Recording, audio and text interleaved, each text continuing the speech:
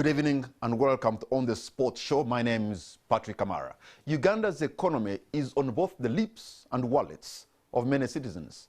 After a tough year marked with high inflation, many Ugandans are on the back pedal, adjusting both their lifestyles and spending to see through the tough days.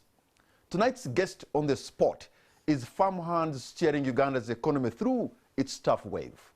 An academic and a former critic who preaches the gospel of production and free markets. Ramathan Goobi is charged with delivering on the broad ambitions of steering the economy into a middle income, one marked with high personal wealth and improved circumstances for Ugandan citizens. But does he see any warning light on his dashboard? And is his economic vehicle a fit-to-purpose machine? We put on the spot Uganda's Secretary to the Treasury, Mr. Ramathan Goobi.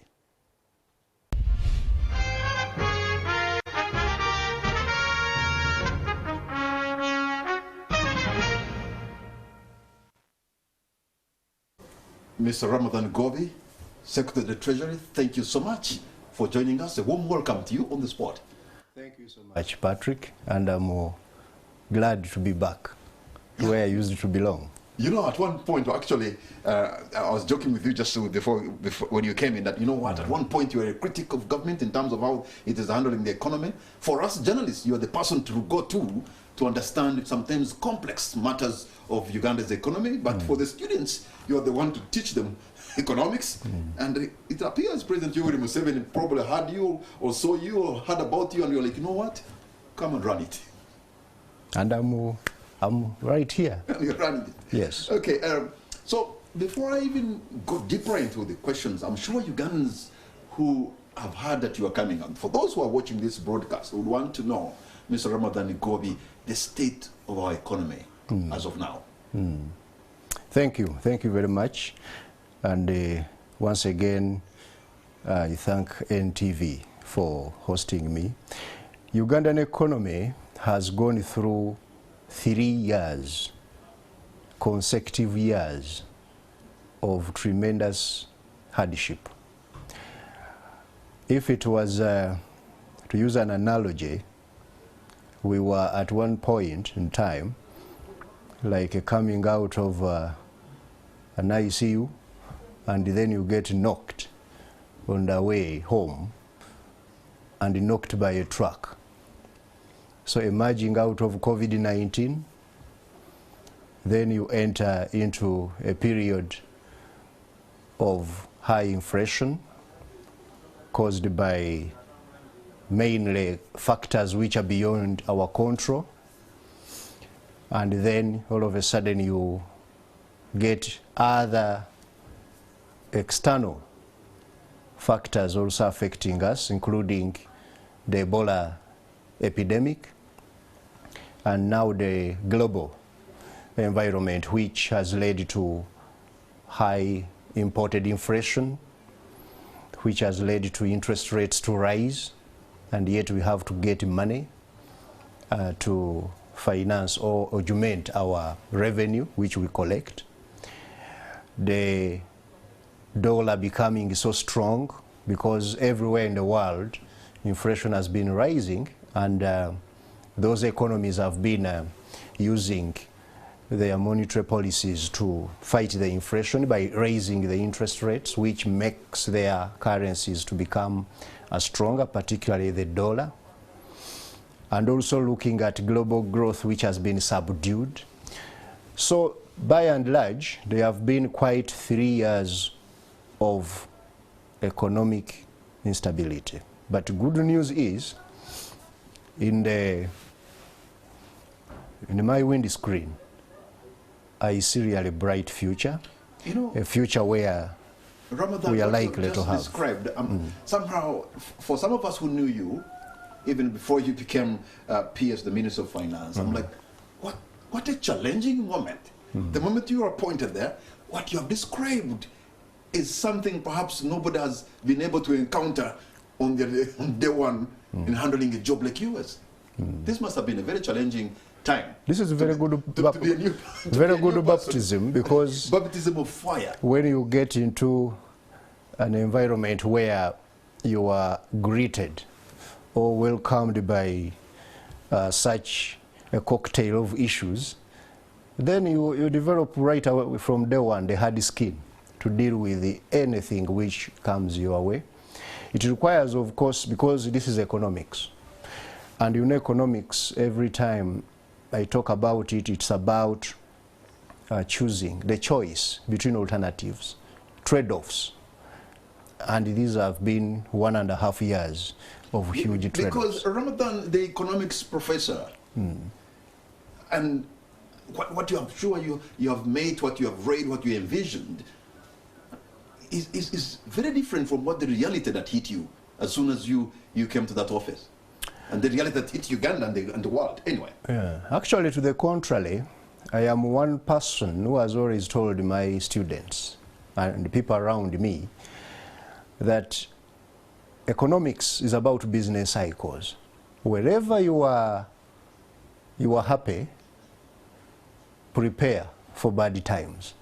That's the next curve, the next turn which the curve is going to take. Whenever you are badly off, don't commit suicide. The next turn is going to be quite good news. So, when I absolutely, when I entered the ministry and there were all of these kind of issues to deal with, quite a very well staffed plate of issues, but which I'm very well aware of because I've been not a dormant academic. All my life I've been, I had been an academic who interested in research, and in most cases not basic research, but policy-oriented research. So I used that kind of background to right away figure out how do we start to deal with some of these issues. Of course, it's a long way to go, and but I want to assure you that we can see where we are going. All right. Now, let's get deep into it.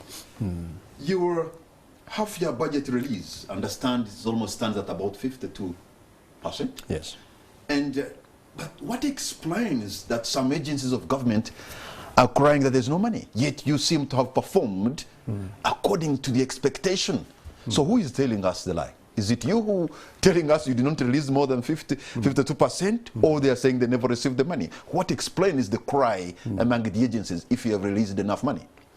There are two facts or factors which perhaps people are not used to. Number one, yes, the budget has been changing the way accounting officers used to know the budget.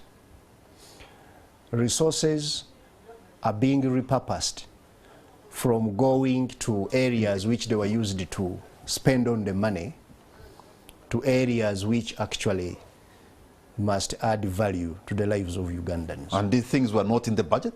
They were in the budget. So what do you mean repurposing? You know, repurposing means that you stop looking at the budget in terms of incremental budgeting, but almost zero kind of rated budgeting. And when you give accounting officers money, each money is going in a particular area. Now, flexibility in terms of their discretionary ability to move resources from one item to another has been shrinking in the last 2 years. So the money is there, but they don't have the ability to move it around. Yes, that's number one. Okay. But number two, also,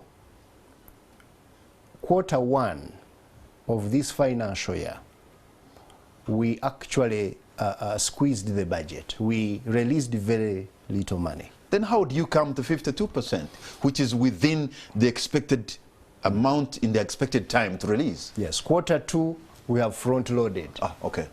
Quite an amount of money, but that money was falling in some trenches, in some kind of holes which had been created in Q1.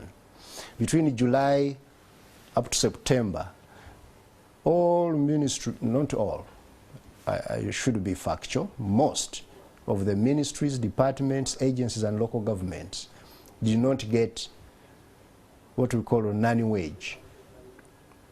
They got only a wage, and very few got development. The nanny wage was for only the protected votes, like those who purchase medicines for Ugandans, the security institutions to keep the country safe, and the statutory institutions. The rest of the entire government did not get nanny wage. This was partly done deliberately to help the central bank control inflation. Control the inflation, because we didn't want more liquidity, more cash in the economy. But also partly because for us to actually get that cash, we had to borrow. And we were saying, why should we borrow at a time when interest rates are so high, and also the central bank has increased those interest rates deliberately to reduce liquidity? We would be counterproductive. As a tool again, yes, of stopping inflation. Yes, it would be counterproductive to the put central more money bank, yes, in the system. Then, of course, also development got very little money. You know, the budget has 3 major components, or about 4. It has wage, the nanny wage, which is usually money to government, to run government, and government institutions, and also provide a few other services. Then we have development budget, and we have arrears. For domestic arrears, we paid them so that we can support the businesses to recover. But for these other expenditures, which could be avoided, we avoided them. Now, that created some hole, some kind of gap. By the time we gave them the nanny wage in Q2 and the development budget, they had to first pay some of the money they should have paid in Q1. So that's why you front-loaded. So that's why, yes, that's why we front-loaded Q2. But now the institutions were already feeling the pinch. They were not feeling enough liquidity, and indeed we're doing it. But as you can see, we are now at 52%. Of course, quite a few institutions did not complete the money they had warranted. And also, it's also interesting, because we give you the budget, you warrant it, that expenditure limit, then they give you the cash. And some of them did not spend that money because it was tied to a certain budget line. They couldn't move it around. There was no flexibility to move it. So even those now felt that there is less money. But I want to assure you that we've been able to finance that budget by half. And also, Patrick, what I shouldn't forget, by and large, that first half of the financial year up to December has been financed largely, like 90% of it, by internally generated revenue. We're going to get into that, but I just want to know, you know, releasing money, little money in Q1 as a tool of controlling inflation, probably that helped, including Bank of Uganda raising the CBR rate. But what other tools are you using now to ensure that inflation is controlled? Because I'm thinking that perhaps also it was self-correcting, because when you have Ugandans producing their own food and good rains, that alone can help you in fighting the inflation, can't it? Yeah, of course, you know, you need to look at the drivers of inflation in Uganda. The major driver is food. Number one driver of our inflation is food. Whenever food prices rise as a result of either shortage or any other shock, inflation tends to rise, because food contributes quite significantly to our basket. Ugandans spend about 42% of their incomes on food. The next driver is the utilities. Fuel, electricity, energy. Of course, that goes with those other services, transport and so on.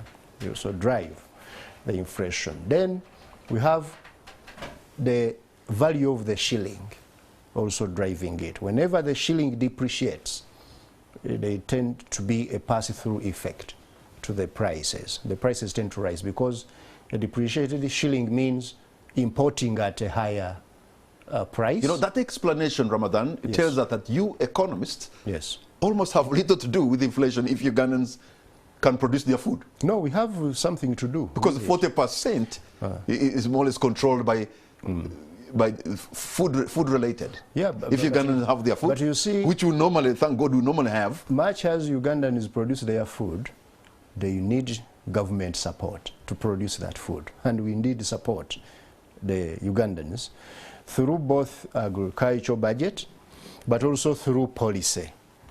And through agriculture, we, in the past, in the immediate past, you know, there is something Ugandans have been taking for granted. The role of government, especially through Operation Wealth Creation, in getting the agricultural sector back on agenda. And every Ugandan gets interested in agriculture, growing, these things which the president always tells us, get into the real economy, produce anything amongst the 7 priority enterprises which he always mentions. That and the support the OWC through institutions like NADS and UCDA and NAGRIC and NARO, which they have been doing, it made Uganda food secure. And we passed through the COVID pandemic without any problem with the food. When we got now this shock of the weather, the drought, we hadn't invested in irrigation. Our agriculture is rain-fed largely. And that shock now brought the food shortage. And then the prices rose. And it was coming at a time also when the imported food was also not there because a number of... It is interesting to hear you and the government talk about agriculture as a serious area to look into. But when you look at the kind of money you put in that sector, and all those who are involved, in fact, they wonder, why can't you put more? Because we have an advantage than any other country in this region, that if we put our heads together and try to do agriculture in a way that it should be, there's no other country in Africa that can even dare to compete with us, because everything is in our favor. Why don't we just go there and do it massive? Because that's where we have everything in our favor. Actually, the budget of agriculture in absolute terms has been growing. Only that the money, many people who, and I was in Parliament the other day to defend the budget framework paper, and I told the honorable members that as they scrutinize the budget, let's stop this tendency, the trap of just looking at how much, what percentage of the budget has been allocated to a sector or to a program. Now we're in programs. And we go deeper into the money which has been allocated to the sector or a program. Where is it going? What is it going to do?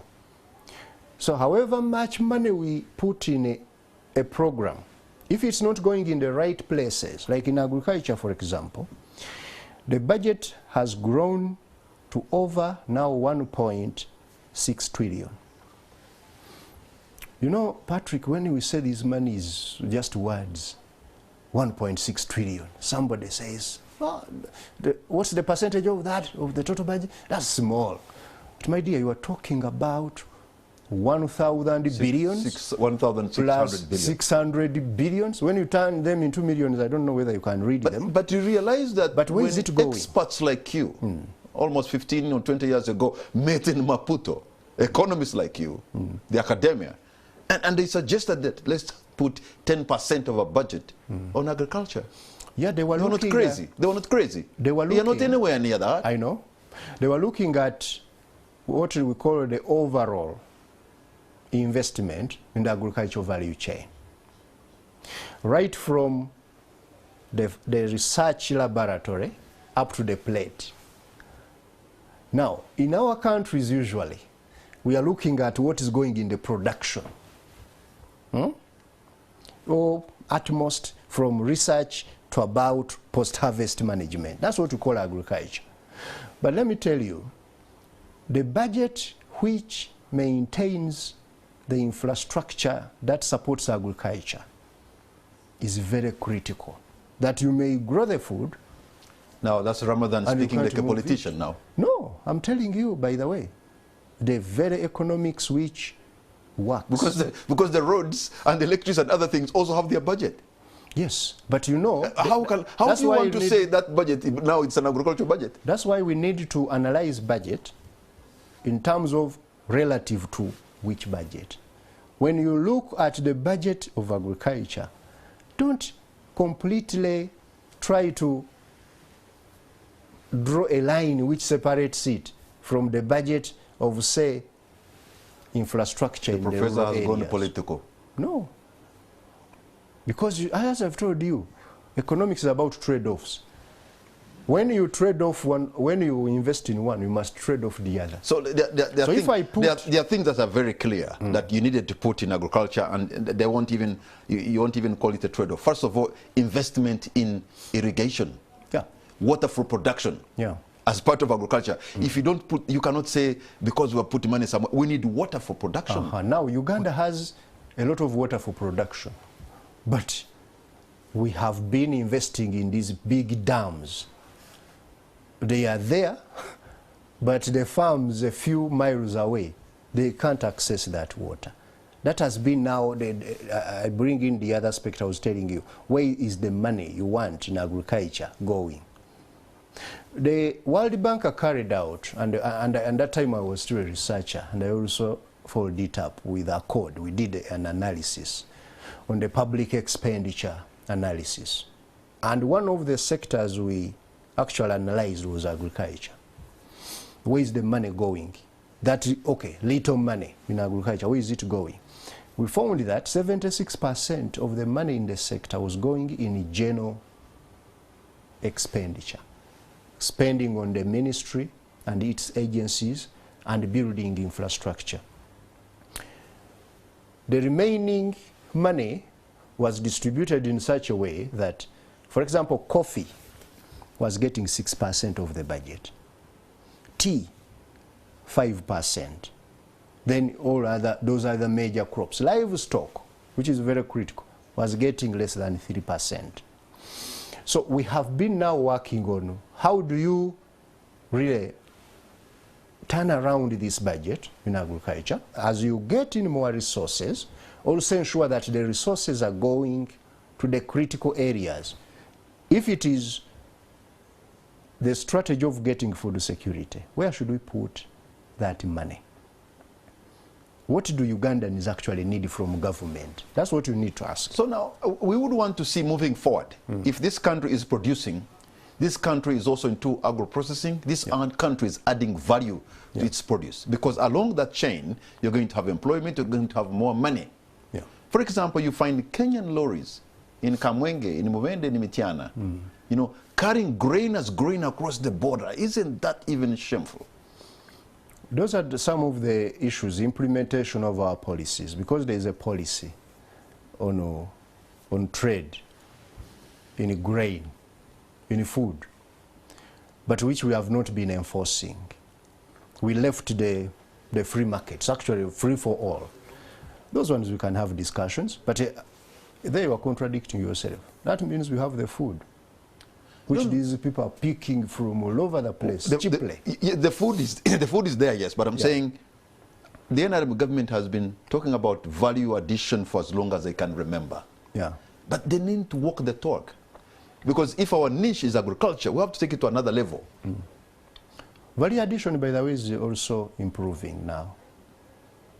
If you looked at the numbers and you saw what is happening now, many Ugandans have invested in value addition.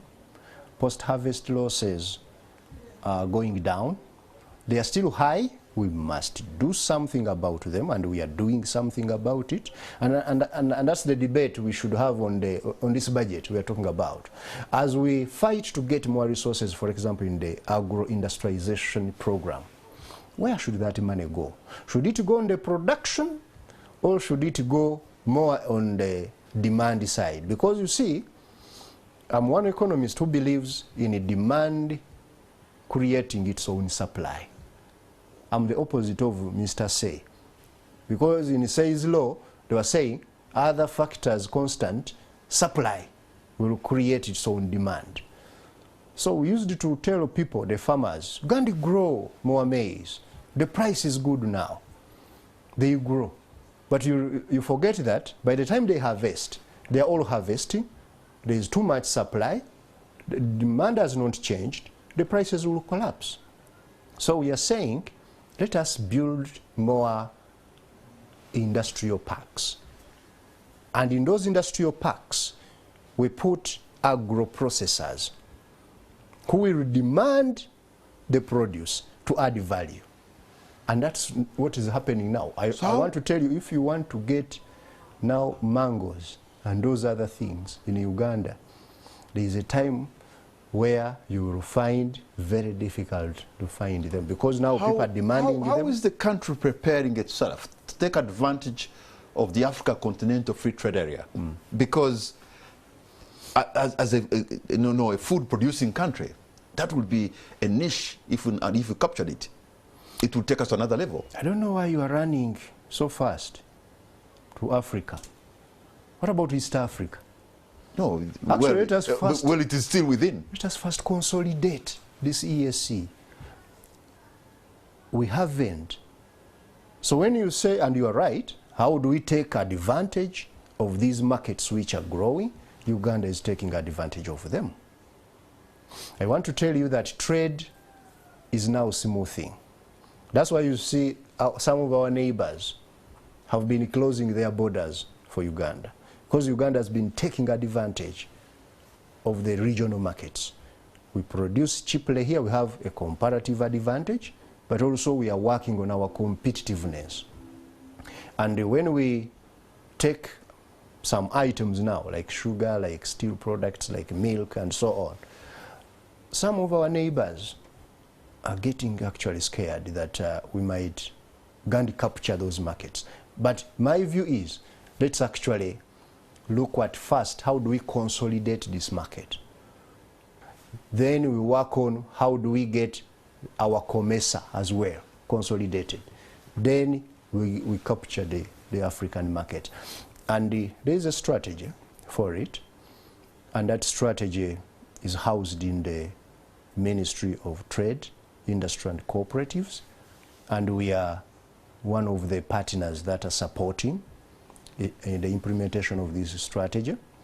And I want to tell you that when we say that we have prospects of the economy, for example, recovering much quicker and getting back to its pre-pandemic levels of growth, and then expand, we create more opportunities. We are so are you helping, for example, the manufacturers, the industrialists to produce goods of quality? Because quality is an issue. If we are going to sell our goods in any country in the region, people are going to spend their money on goods that are of quality standard. And I'm saying this because you remember the Kenyans at one point refused to take our maize, claiming it was full of aflatoxins and other goods. So how are you supporting that industrial sector? Where did that maize go? You know at one point they rejected our maize. Yeah, well, I'm asking, where did it go? There are some also what we call a political economy of regional trade. If you are the one who said that they were coming to pick, they usually come to pick the maize from Kamwenji, and now you want to formalize and sell them at a relatively higher price, they will get a window through which they can actually continue getting the maize cheap. I hope you're not trying to dodge the question of quality. Or that maize wins. There's a quality issue. Of course.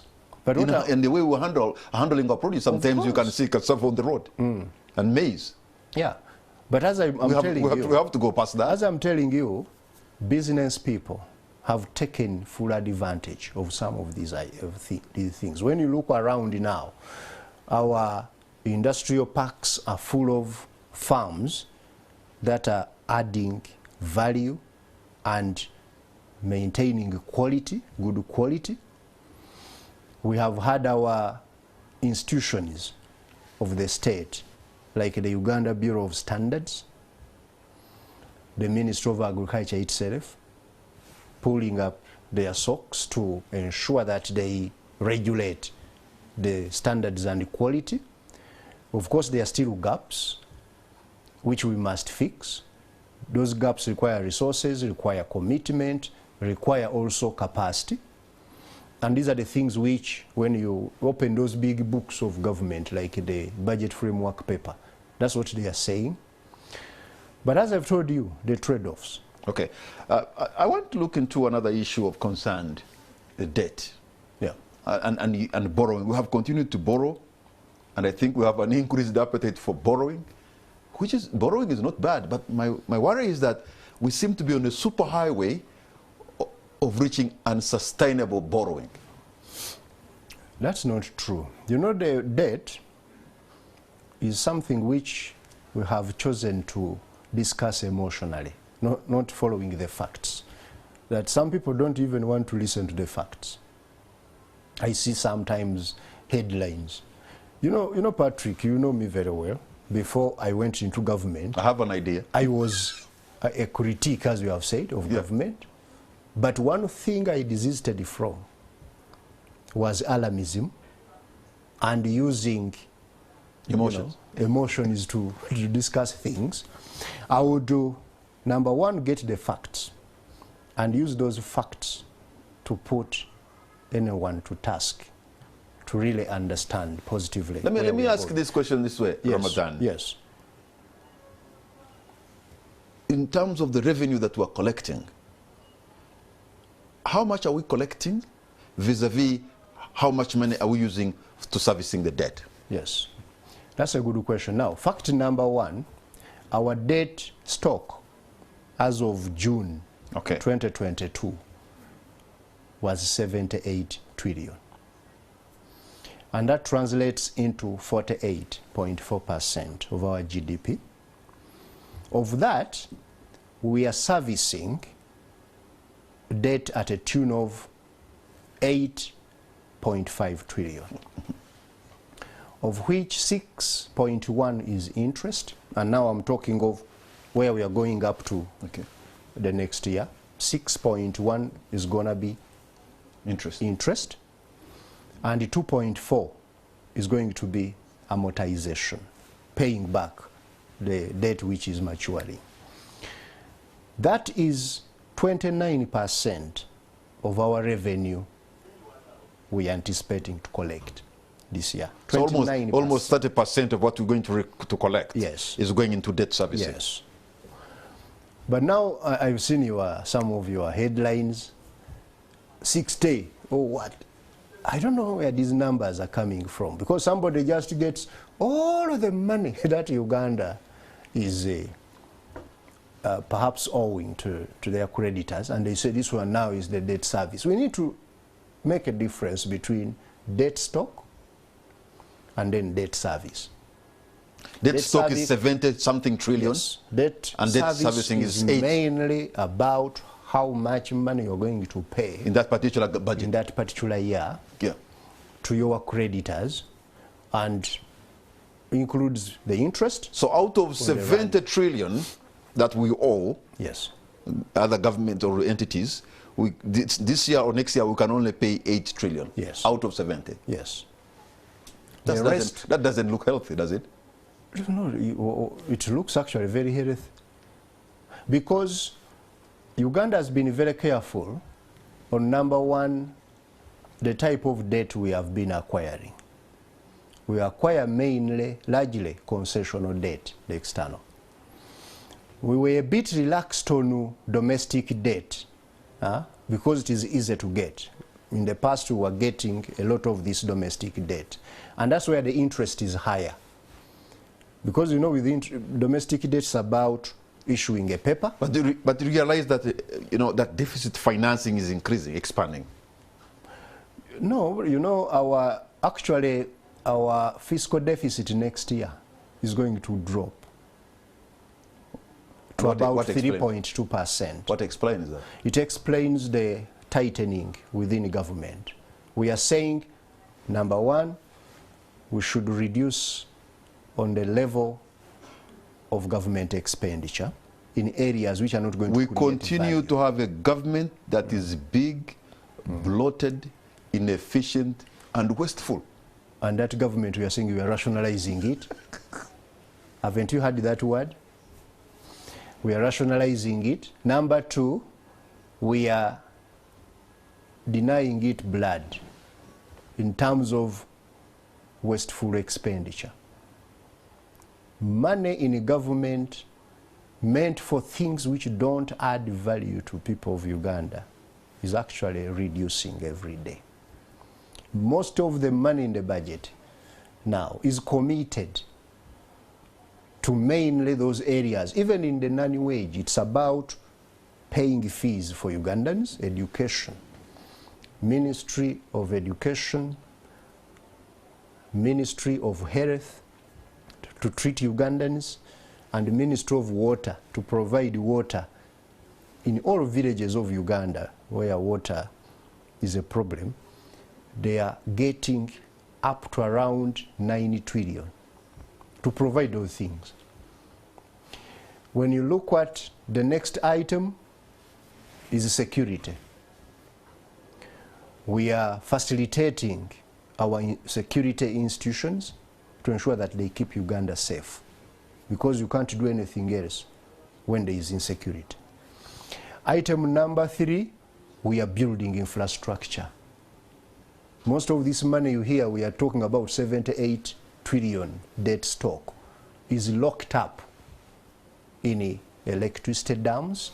We have built them. I think you have seen them as a journalist. Well, the infrastructure is for The sure roads. there. But at what cost?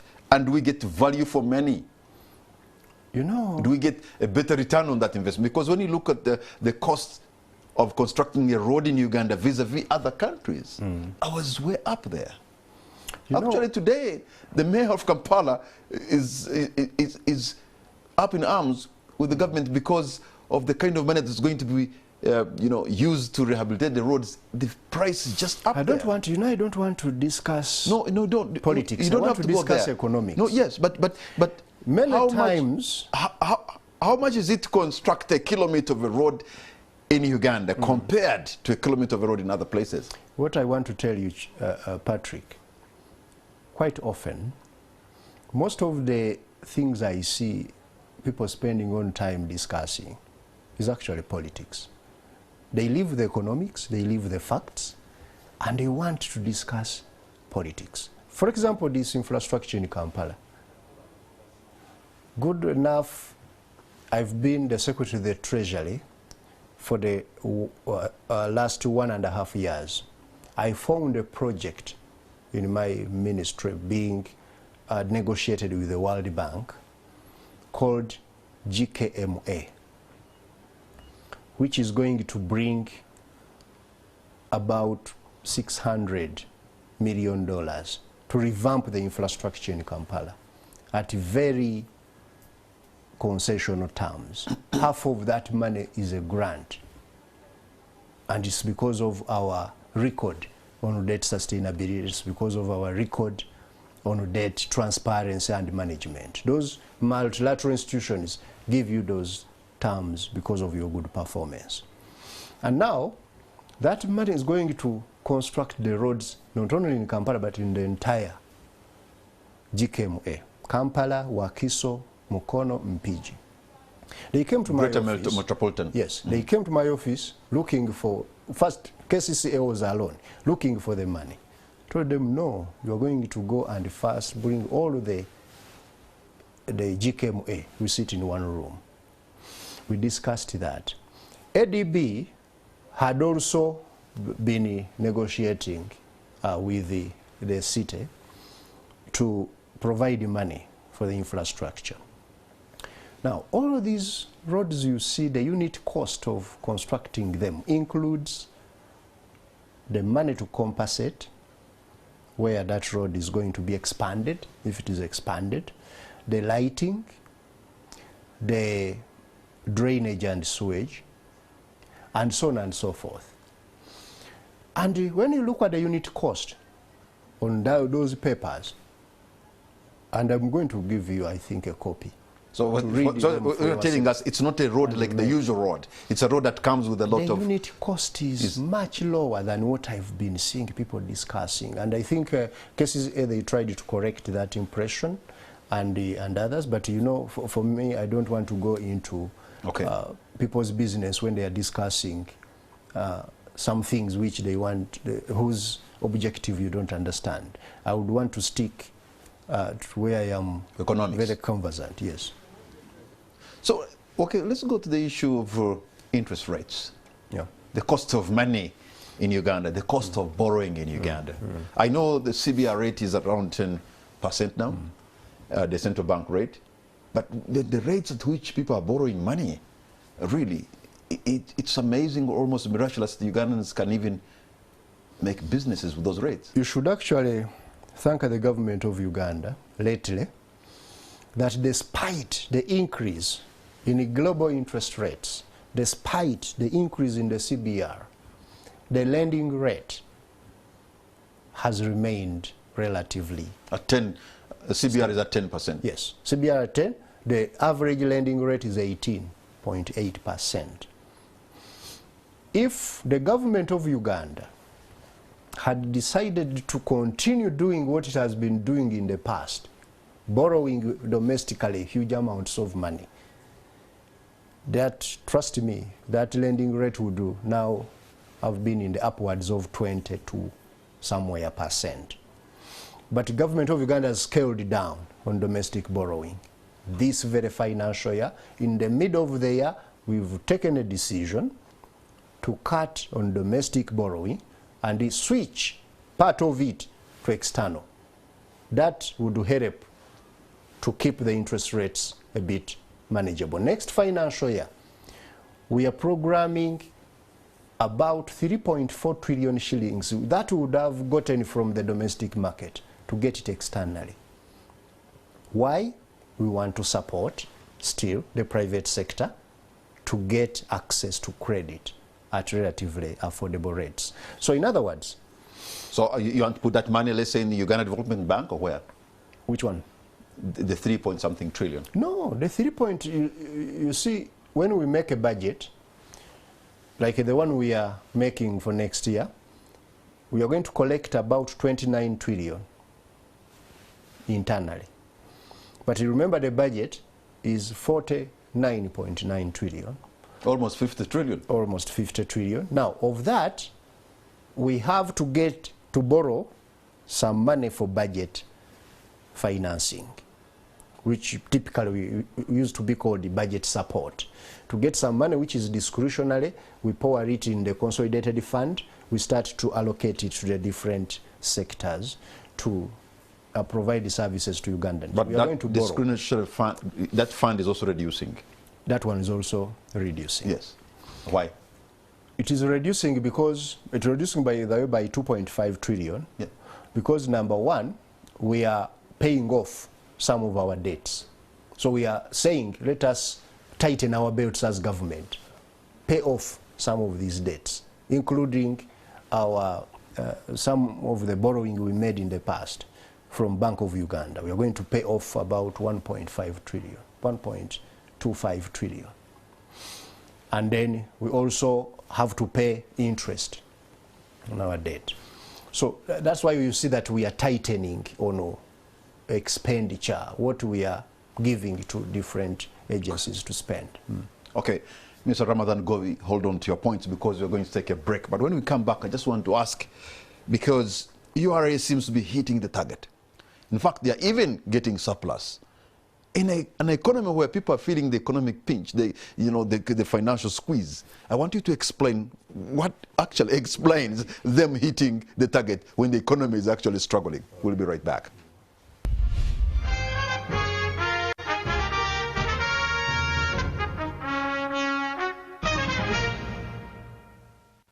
Welcome back. You're watching On the Spot. My name is Patrick Kamara. My guest tonight is the Permanent Secretary and Secretary of the Treasury, Mr. Ramathan Goobi. You know, you talked about Uganda Revenue Authority and we were likely to collect about 29 trillion. Yes. And perhaps that's next year. Next year. This year is 25. Yes, they have been hitting the targets. I had Mr. Rujoki in that chair a couple of months back, celebrating hitting the target. But one thing I want to know from you: how does URA make it to hit the target and even go get a surplus? Yet the economy seems to be struggling. That shows the kind of potential that we have always sat on. URA and my ministry, we have been working mainly on one major innovation of enlarging the tax base, widening that tax base. In other words, you have not been widening, you have actually been deepening this instead of widening. No. That's what I know. No. You are living in the past. You know, we used to introduce new taxes every year, which were falling on the same person. This is what happens. This is what I know. That's what I'm saying. You are deepening instead of widening. Now, it's going deeper. It's not going horizontal. Now we are saying no new taxes. Have you had any new tax this year? We stopped imposing new taxes which have not been studied. And we said, let's go and get revenue from number one, those who have been evading tax. You make some money, we will only tax Ugandans when you have made some money. You have made money, but you don't want to pay the little to URA, such that every other Ugandan paying a little, URA ends up collecting more money, and everybody survives in the business. That's number one. Number two, the URA themselves, administrative capacity has been growing. John and his team, they have been working on getting more efficient and more effective. We have had historical challenges of the tax collectors themselves conniving with the would-be taxpayers. They pay less, they give them some money. Now, I'm not saying that that is out, but we are improving in that area, and it has brought results. So we're trying to explain that you are bringing more people on board in paying tax, right? Absolutely. But then why is it that our tax ratio GDP seem not to have grown?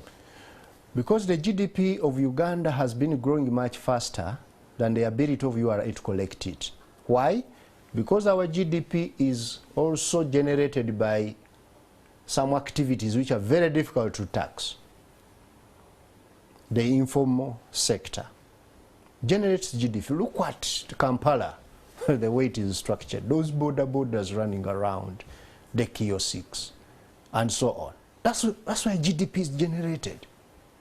But and then the taxman cannot see them? They are difficult to tax. The taxman can see the borders moving. Yeah, I'm talking around. about in terms of them getting the revenue, getting revenue from them. You know the history of, for example, some of our tax policies. In the past, they used to be politicized.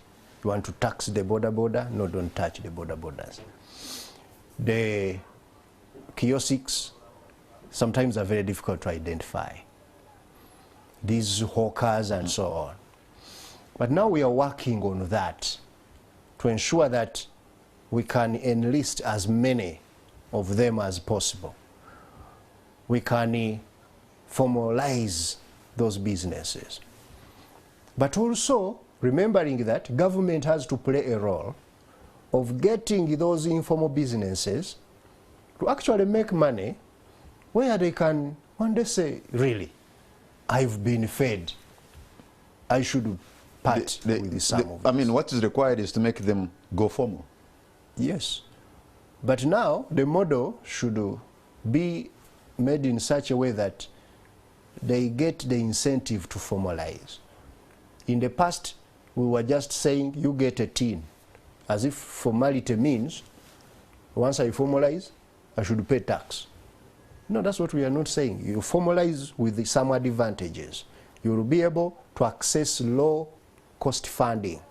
You will be able to get a contract in government, to supply government. You will be able to get money from the bank more easily. And once that is done, and more businesses formalize, then we are also going to capture more revenue. So we are also working on rationalizing tax exemptions.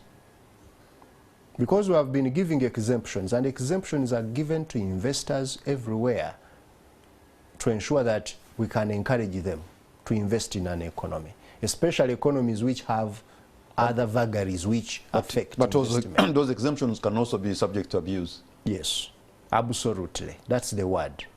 That's why we are saying we are not stopping exemptions. We are going to continue to exempt businesses so that, or investments, so that they can set business in Uganda, provide jobs, use our raw materials, pay tax. But we want a criteria, and we are working on that, of identifying who should get exemption or exempted and who shouldn't. That's number one.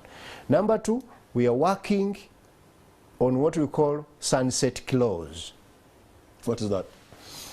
This is a cut-off point that when you don't deliver what you have promised, we stop there from giving you this incentive. And actually we can collect from you if you have been hiding some information from us. Number three, we want to monitor effectively those whom we have given the incentives on whether they are delivering what they promised. So, we have finished a rationalization plan.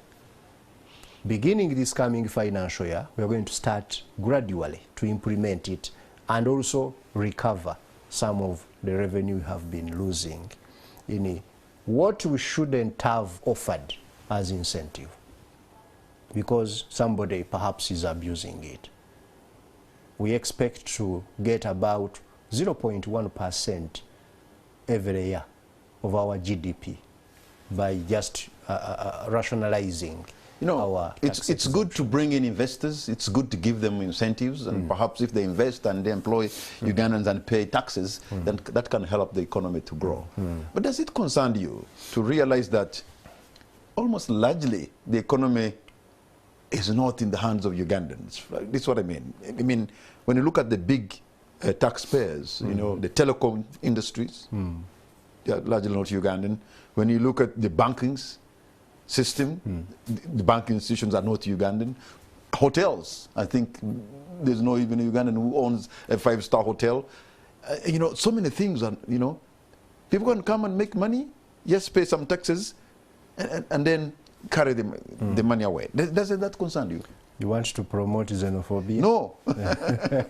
Of course, I understand your concern and everybody's concern that we are a bit far away from building a private sector that is actually inclusive, quite inclusive. We are not saying you exclude anyone, even a foreigner, but inclusive in a way that there are more indigenous capital taking place or participating in this space. But Patrick, you need to be careful by analyzing also yourself as Uganda. Uganda is a capital constrained, high cost, and largely bureaucratic economy. Those are facts. We don't have enough indigenous capital. That even if we wanted to do a certain business, perhaps it's only the government and very few Ugandans who can raise that money. And it you are not also credit worthy. The financial institution cannot give you the kind of money required to invest in a certain area. You have said a 5-star hotel. Some people who are now building them. A few Ugandans, they are building them. I don't want to mention it. I know, but as of now, no one knows. They are not in our hands. But how many Ugandans can access funding that builds a 5-star hotel? Because you need a minimum of, say, $5 million.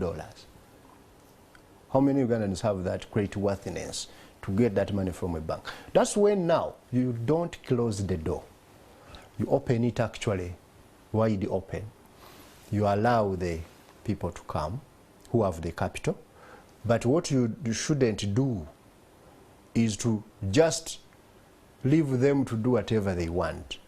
That's the mistake we made in the past. So you encourage them to invest under certain incentives, but which incentives are well regulated. Now, that's what I've told you. We are beginning to regulate the incentive structure. Yeah, but one thing I also want to know, for example, government has a policy of 30%, local content, right? How have the Ugandan business people taken advantage of this 30% local content? Yeah, and in some areas where... Many manufacturers have done that. I want you actually to get a day and do a documentary on what's going on in Uganda Manufacturers Association. Will you pay for that? Members?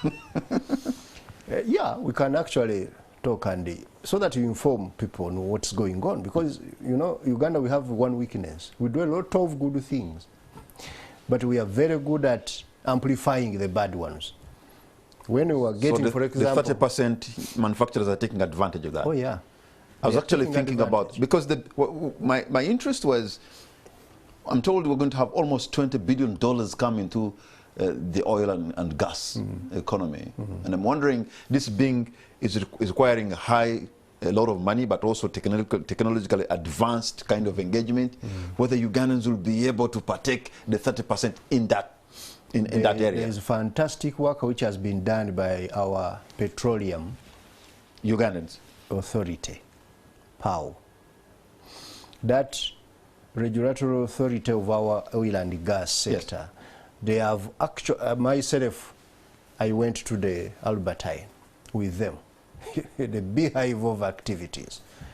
And I want to tell you, many Ugandans, Ugandan farms have taken shop of that place, and they are quietly, the good thing with Uganda, the people who are making the money, well, they are eating their quiet. They're quiet there, making the money. A few of us, you see, making a lot of noise here in Kampala.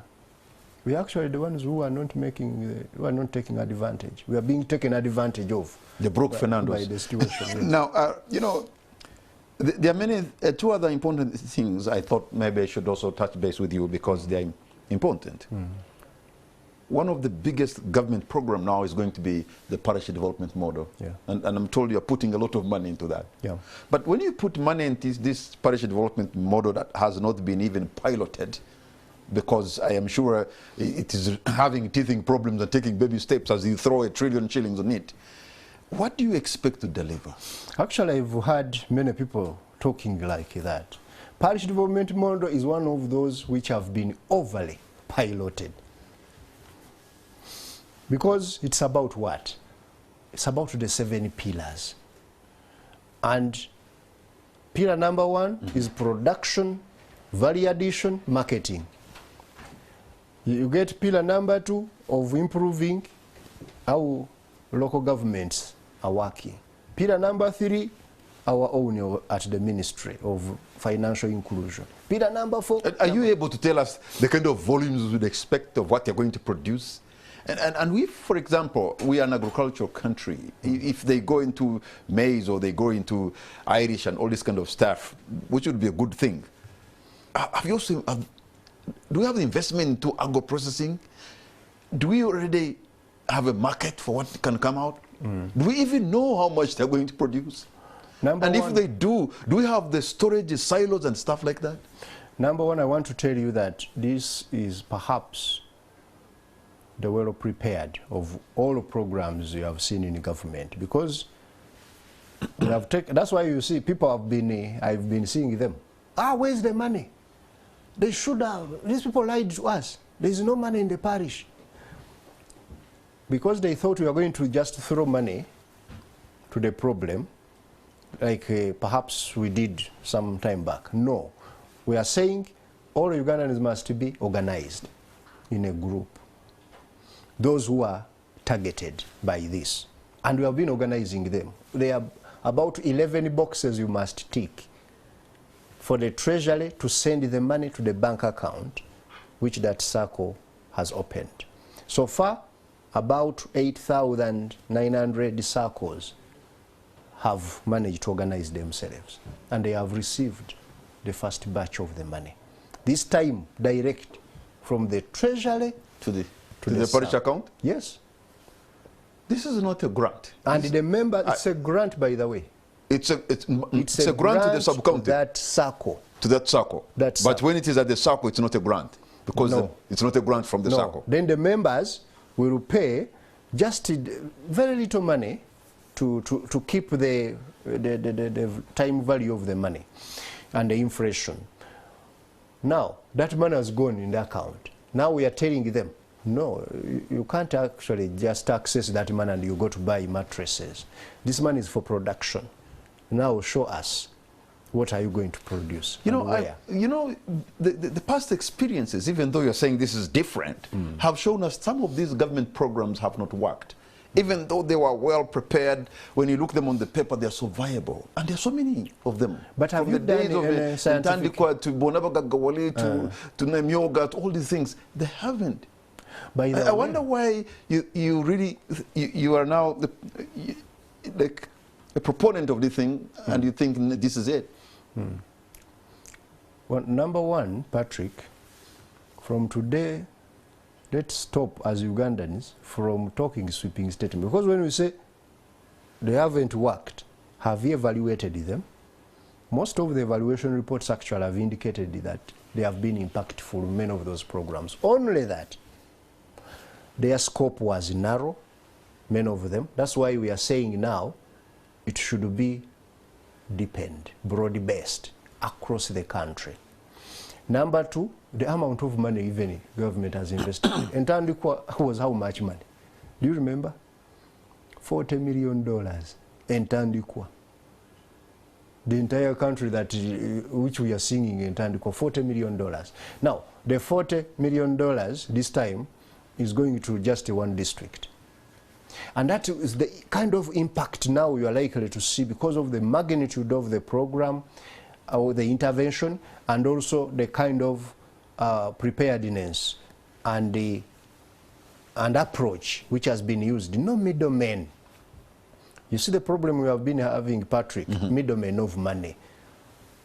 I'm one person who doesn't believe in any middleman brokering money. Money is not something you pass over. There's a leaky bucket. If I gave you money, Patrick, to send it to someone, it is just less which will reach there. So we are avoiding all of that.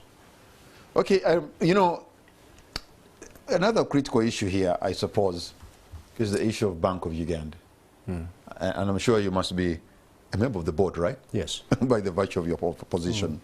Almost 2 years without a substantive governor of Bank of Uganda. I can imagine a day or two without chairman of the Federal Reserve in the United States. That would even make the markets crash. Number one, it's not 2 years. Almost, you're moving there. But number two, the central bank is continuing to do its job very effectively because they you think so you think we don't need there shouldn't be there's a need to have a governor of the central bank. There is a deputy governor who's now acting as a governor, and he's doing a good job. He has arrested the inflation and so on, but there's appointing authority. Is the one whom you should one of these days interview. I knew you'd escape that. But you know, that affects investor confidence, doesn't it? I don't think so. It does. Let me tell you, by the way, sometimes we put a lot of theories on and assumptions on certain things. Uganda is such a country which really looks at how the financial markets work. Our financial market is quite dependent, but not depend to the extent that it will jeopardize the performance of the economy if a certain small shock happens. So I should say that there shouldn't be any worry about the Central Bank of Uganda. It's very effective, it's in safe hands, it has performed its duties, and until such a time when the appointing authority finds it fit, then he will be able to appoint a substantive governor. Okay, I'm just standing here, Mr. Pierce, because I want to read for you some of the questions that will be coming from the people, and so that you can respond to them. But before I even read those questions, you know, what is happening at Bank of Uganda, or maybe it's not any different from NSSF really, it also shows some poor corporate governance, doesn't it, on the side of government? Corporate governance is intact, Patrick, and I wouldn't want you to really feel that there is any problem at our central bank. It is solid, run by very good professionals, and I would want to say that nothing should worry anyone. By the way, are we now in middle income or we are low income? Where are we? We are having a very steady move towards middle income. Where are we now? We are not the country, I mean, the authority that declare ourselves middle income. You see, this middle income ranking is done, or the ranking of different income groups is done by the World Bank. And the method they use is also, the methodology was determined by them. Until such a time when they declare us, for us we shall continue to do what we are doing, and we are doing it well. GDP is growing. This year, we told you, the GDP is likely to expand by June this year, 2023, to about $48 billion. That's about 185 trillion shillings. And when you divide that amongst the Ugandans, each Ugandan would get about $1,067. By the end of this, the next year, financial year, which we are now budgeting for, we shall be at almost 50. But you know that calculation can also be very deceptive. Because it could be just a few Ugandans who have that money, and then you calculate it to mean that if you divide their wealth, every Ugandan can get $1,000. Of course, it is very deceptive, isn't it? Of course, it is conventional economics that GDP per capita is not the best measure of people's welfare, but as you know, it's the most also common and popular measure. It's the one which you are. But you are an economist. You are an economist, and I'm sure I'm putting it to you that calculation is deceptive from my view. Of course, it's not the best way of determining how well countries are performing, but unfortunately, it's the available option. All right, let me read for you some of the comments coming in from our viewers this evening. Good evening, gentlemen. I would like the PS to explain the wastages in government, e.g., constant buying of vehicles every year by government. We even see cars rotting in their compounds. The endless convoys we keep on seeing on the roads, cars, fuel security. 2, useless workshops all over the country. 3, traveling that doesn't make sense by government employees and politicians. 4, the amount of money spent on salaries and allowances by government. Wasted is incredible. What does the PS think about why the banks, telecoms, and general manufacturing sectors are dominated by foreigners? These are some of the reasons why Ugandans remain poor. You keep on telling us about GDP growth. The rich, local black Ugandans are mainly relegated to importation and building apartments. Is this intentional by government? Yeah, this is a mouthful of a question. Yes, it is. Number one, on wastage. Government actually has been working on this.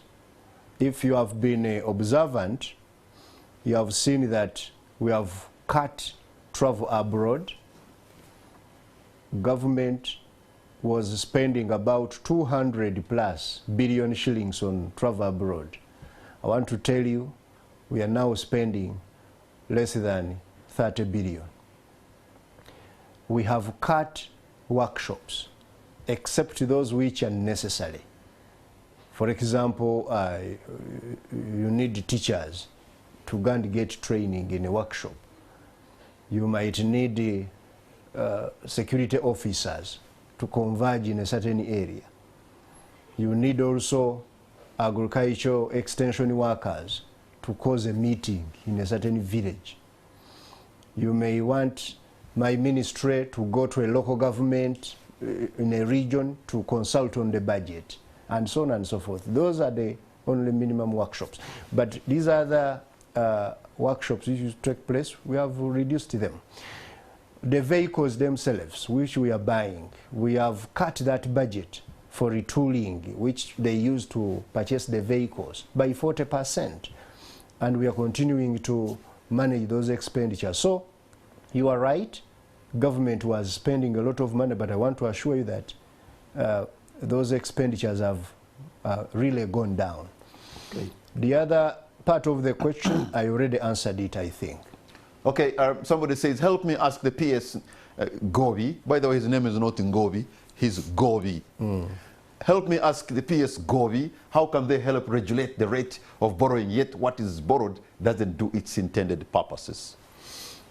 Yes, of course, number one, as I've told you, we are managing our debt position as a country. We are very transparent on debt. All the numbers on the website. Then where is the money going that we borrow? It's mainly going in building infrastructure, in creating those opportunities which Ugandans need to thrive. We don't borrow in Uganda, for example, to buy cars or to pay wages or to travel. That one is not done. That one, the money we spend on that is strictly from our internally generated revenue. So our borrowing is mainly for a development purpose. And that's why most of our loans actually are project-oriented kind of loans. But also I wanted to tell you that the public debt in Uganda, much as people are concentrating on it, for us in government, we are mainly, especially in the Ministry of Finance, Planning and Economic Development, we are now more concerned about private debt. The debt of the Ugandans that are procuring it privately. Because now we have all sorts of loans, from salary loans to emergency loans to top-up loans to Kwanjula loan. So many kinds of loans which you will find actually no logical kind of reason or objective or goal. Why should somebody borrow such money? And you wonder how they pay back. And people are getting more indebted. They are learning from you, the government. No. Government is very well regulated. Government borrows to invest in development, doesn't borrow to marry or to pay for consumables. So we need also to start debating on the private debt because it's causing more problems. That's why you find some of the people in the private sector, in the political class who are discussing the debt, themselves are very heavily indebted, and it's not good for a country to have citizens who are heavily indebted. So we need also to look at how do we manage private debt, as we are equally concerned about public debt. Okay, and I have another question. I asked the APS about funding to MTIC, which is the lead ministry in ensuring that we achieve socio-economic transformation through the district commercial offices who are not fully facilitated without transport facility like vehicles to oversee the programs like PDM, MYOGA, PCA, web, cooperative sector, among others. Yeah, we are working on, as I've told you, budget allocative efficiency by getting some resources from some areas where it has been committed and not achieving what we want, and now creating more discretionary resource for entities like the Ministry of Trade, Industry and Cooperatives, and their budget is being enhanced. Okay, going forward. Somebody says, I'm Abaine Caesar, a student of economics, Makerere University. My question goes on the talked about East African market target, where our said railway was supposed to bridge up the cheap transportation of our goods. Other East African countries are far with the railway construction. The railway budget was released. What happened, Uganda? We are actually starting on the standard gauge railway construction very soon, as you will see. We are already rehabilitating the meter gauge railway. The work has now gone on about 75% of the Malaba-Kampala line. It's about to be completed, and we want all the cargo coming from Mombasa and Dar es Salaam to be passing on the railway within the medium term. So we are starting on the SGR, yes. Okay, I'm going to pick maybe two more questions. Good evening, Professor Goobi. As long as no increase in agriculture budget, we Ugandans shall remain poor because agriculture employs over 70% and therefore a backbone to the economy. This is Mwijuche from Isinjiro. We are actually improving the budget of agriculture. This coming budget, we are going to invest substantially in the sector, especially in the area of small-scale irrigation, which is solar powered, so that we can reach out to the smallholder farmers. We are getting in about £120 million project there. We are investing more in machinery. We have invested in research in agriculture, and we are going to continue to invest in that research through NARO, who are doing a wonderful job. As you have heard in the news, they have, for example, developed an anti-tick vaccine. We are likely to say bye-bye to these diseases which have been affecting our livestock sector. Is it a vaccine or a parasite? A vaccine. Okay. We want to vaccinate the animals to ensure that these ticks, we say bye-bye to them and stop, spending a lot of money.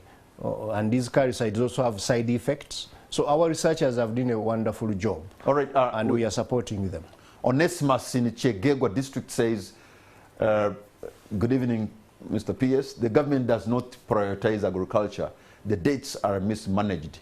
Imperialism has destroyed everything via expanding economic inequalities. And that is his worry. Onesimus in Chegegwa. Onesimus needs to get some people for positive also.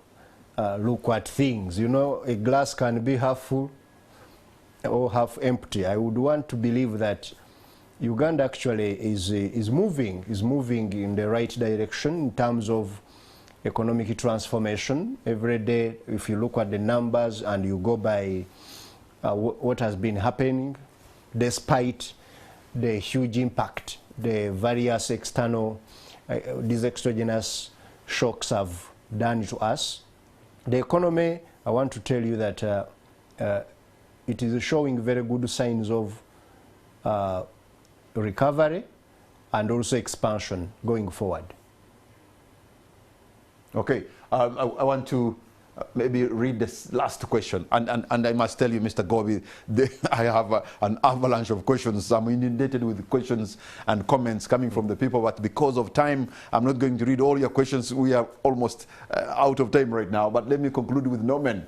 And Norman says, I'm here in Natete, and having listened to Mr. Goobi with a bated breath, I'm not sure he practices economics that works. How can you preside over an economy that doesn't create jobs? Whenever you talk about economic growth, you should tell us how many jobs have been created as a result. It's not about talking in blockbuster economic terms. It's about talking the people's language, which is jobs and low inflation. Finally, did you, Mr. Goobi, feel ashamed when President Museveni declared us middle income, yet the World Bank says we are still low income? I wanted to tell Norman. Mr. Norman. Yes. Norman, first of all, when you look at the economic indicators, Uganda has been, of course, having one of the challenges as low level of employment creation, and it is what we are head on taking on. All of these programs of government, right from the import substitution, the industrialization agenda, which has brought more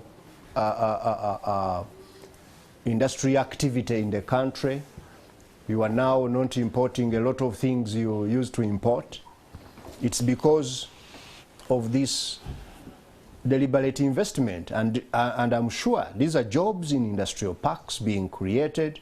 These are jobs along the agricultural value chain being created. These are jobs in the mining sector being created. The jobs here in the Greater Kampala in the service sector have been created. Some of the younger people call them jigs and so on. They all come out of these opportunities put in place. Okay. So it's not about bombastic words of economics, but you see, economics has its own terminologies you can't avoid. I'm sorry if they were confusing you, but of course, jobs, the welfare of people, income, money to get in the pockets of people. Patrick, you talk about, you don't want to hear growth of GDP.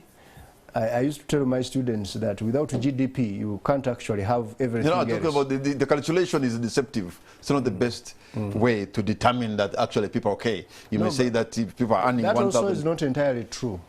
GDP is everything, so, Patrick, that you have and that you need. GDP can affect the quality of the children you're going to produce. GDP can affect the choices you make in life. GDP affects even the type of a meal you will have. In high GDP countries, people have certain... my last question. Tourism is one of the low-hanging fruits, I suppose. If it is bringing in about $1.6 billion into the economy or thereabout, one would wish you plow in more in terms of marketing the country. But I don't think you've done enough in that regard. We are going to give them more money. Okay. We gave them some money. But you just cut the other day. No, we actually presented, when we were presenting the BFP to Parliament, I don't know why that impression is not corrected. There were omissions when we were working out the numbers. The budget framework paper? Yes. And we assured them that before the budget is taken back to Parliament, what we call the detailed estimates, we would have revised some of those mistakes. Let me conclude with a question from my friend, the Honorable Tamaguzi. He says, I think Mr. Goobi is more theoretical because most of the economic issues he's talking about have totally failed. Can't Mr. Goobi see that most Ugandans are overtaxed? Yeah, you bring another politician. I told you I discuss economics, not politics. And I hope I've tried my level best to talk about the economics. The politics, I will leave the politician, they will come and answer. I want to thank you so much for the time you have given us. It's a rare opportunity, and I'm sure you have added value to our understanding of where Uganda's economy is and where it is headed. We want to hope that what you've said and the forecast you give as you look on your dashboard and your windscreen, that we see ahead that is positive, is actually going to be positive. Having said that, what's going to be your parting shot? Thank you, first of all, Patrick and the NTV, for giving us the opportunity to get feedback and also to put across the message that we want Ugandans to understand. I would want to assure Ugandans that this economy of Uganda is a very interesting economy, very resilient, but it requires us to put in that extra kind of effort on both. The economy is done by about, or is created by about 3 or 4 major agents. You, the private citizen, then we have the farm, a business, then we have the government, and we have the external person who comes into either in form of the export that we make or investor. All of these, I want to assure you that this government role is very well aligned now with the aspirations of Ugandans, and we are working tirelessly. We sleep very few hours in the government, trying to think out how best we can create an environment that will add value, that will create opportunity, that will create wealth for Ugandans.